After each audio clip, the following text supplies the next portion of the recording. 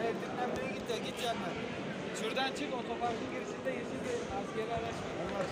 Anca sağır abi. La yok, İbotek git, Afro arabası git. Kendine dinlen, koltuğu yatır.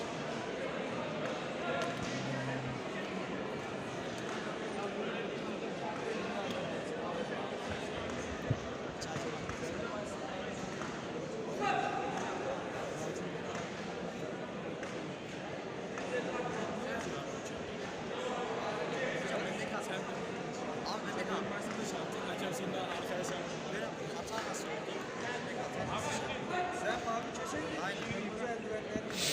Alperen, Mehmet Saycan, 5 kişi var. O yüzden şey ben uyardım. Bir geçiyorum abi. Tamam hadi geç. Bunlar kaç? Şimdi ölçüler kaç? Sakız falan. Tamam.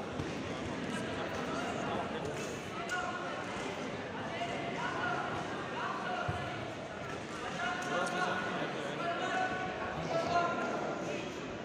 Nerelerden Çok güzel.